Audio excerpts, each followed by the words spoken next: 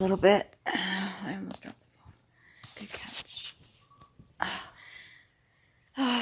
So I feel like a bit of a dumbass. Who doesn't? I'm sitting there and I'm like, well, I haven't really. You know how you sit and you talk things through, or you speak to, I don't know, maybe you speak to past loved ones, maybe you talk to higher, whatever, if you're religious, people pray and stuff like that. I personally talk to past loved ones and ancestors and stuff like that. Show my gratitude. I'll just talk. But I haven't been lately. Because I almost assumed. I'm just assuming. I'm like, well, they're a part of me anyways. And everything that I'm doing, they're already well aware of. So what's the point of talking and communicating? And I'm like, aha. Oh. Oh. I was like, wow, okay. I felt like, what's the purpose? Like, I don't need to because they already know everything, right? Those energies already know everything because they're part of it. So what's the point of communicating? And then I'm like, damn, that hit me good in the face, because then I was like, well, this whole issue I'm having with certain people not reaching out to me or talking to me, they probably feel like, well, if I know everything already, what's the point of reaching out? And I'm like, oh, fuck. No, guys, serious. If you want to reach out to me, please do. I don't know everything. Yes, when I have one-on-ones with people and I get in depth or I have conversation, there's certain insight I get. Doesn't mean I know everything. And if somebody comes at me in a negative manner because it's a self-defense thing, then my intuition kicks into overdrive. Every time I'm either pinned in a corner or somebody comes at me hard, my intuition skyrockets. All my gifts, my abilities, and everything just. And then I end up knowing way more than I need to know about certain people. I can tap into certain things and I see certain things, and even some of the skeletons, yeah, But I'm not here to. I'm not necessarily here to judge you on the mistakes you've made. Unless you're hurting me and I need to voice up and say something to get you to stop. That's like a whole other thing. But like the mistakes that people made or anything in their past and stuff. First of all, I get a bunch of different images and stuff like that internally. Or when I'm talking, like things will flash.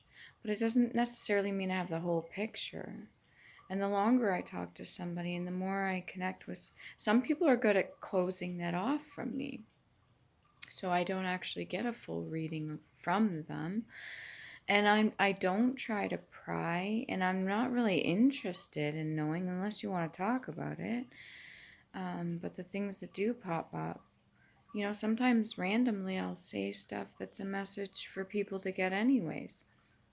It just kind of comes out of my mouth, and it may resonate with a person, and sometimes it'll trigger them, and that's where my social awkwardness comes in or whatever, because I'm picking up on energies, and I also have the tendency to mirror too. So if I'm like supposed to be teaching you a lesson or vice versa, then sometimes I'll say shit and it pisses people off or it gets them into defense mode. Meanwhile, this whole time I'm on the other end and I'm just trying to make sense of it all. And I really am not judging anybody like that. Stating things outright does not necessarily mean that me, myself, looks at a person as a less of a human being, or that they're worthless or less than me or below me, or I'm thinking I'm better than them or anything. No, I've been through a lot of stuff. Like I said, I see it from many different points of view, many different aspects. It does not mean that I'm looking at you in a certain way. If I open my mouth and say something, sometimes I feel like I'm on the spectrum, because you know how some with autism, it's harder to catch in girls than boys, but some with autism, like they have no filter and they just say shit. But those that are diagnosed, it's like people give them a bit of a break or something like that, just for being themselves, for the judgment part on their end. But me, I've never been diagnosed or anything like that, and I don't need to be. I'm just fucking weird and I'm myself. And I say things, and sometimes it bothers people. But get back to the whole me feeling like an ass. Well, if everybody's already assuming that I know quite a bit or that I can see certain things, then that would make complete sense why they're not speaking to me, or they see me as just going through whatever process and everybody's just so used to not speaking up and saying anything. Like almost the whole idea of like don't say anything to a person, let them go through it, they got to figure it out on their own sort of deal. Yes, I understand part of that. You don't really want to intervene in somebody's karma, but at the same time, we should be communicating with each other, because the lack of communication, I talked about this way before I ever was aware of certain shit. Even in my workplaces and wherever I was, always bitching and complaining about communication, because I hold it in such high honor of communicating with people.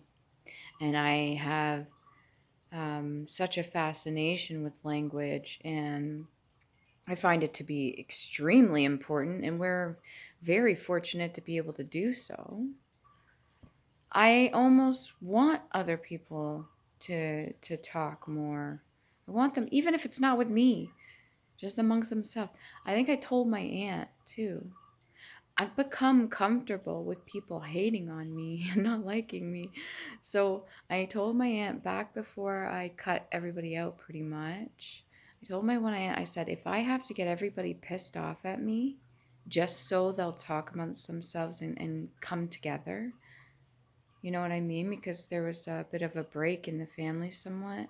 On my mom's side, there was like a split with some family members for due to things that weren't talked about. And I was at that stage digging into stuff, Akashic, or just like family history or drama or any pain and stuff, because I was doing my own insight digging and stuff, and trying to get this to the surface so people could start to heal. And it pissed a lot of people off. But I said, if I have to piss everybody off just so they come together, I'll do it. And it seems to have worked. The only thing is that I'm not part of anything. And part of that is my choice, was to step away energetically and just do my thing that I'm doing here. Fortunately alone, but part of that was my choice as well. Now that I'm kind of getting back out socially, I went to a bar scene downtown for the first time in ages. I talked to a few random people, which was nice. Carried some good conversation, handed some business cards out, seen a couple, no, just one person that I recognize. It's actually, yeah, from the past there, but I'm not technically the same person I was, so it was kind of different. But I did recognize him, and I spoke with him briefly. But yeah, it was nice. Um, had a drink for the first time in a long time.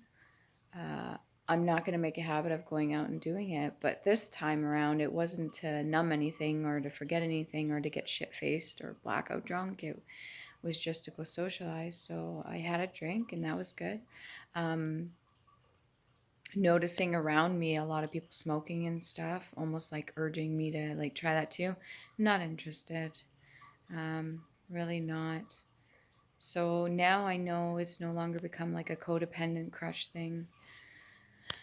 That I'm okay with it, and a social drink is fine.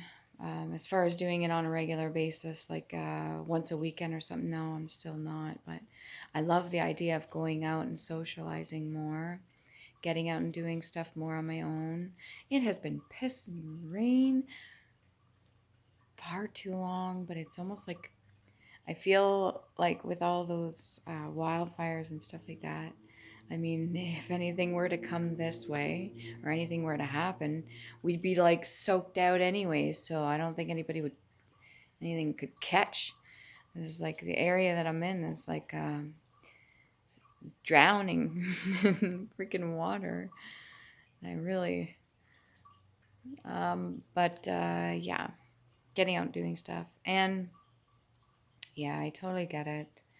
If you watch this video and you know me personally, and I've either cut ties with you or for whatever reason, whether it be like for like good reason or just, I had to do my own thing or you pulled away, doesn't matter. I completely understand because it would seem that I act like I know everything when I don't.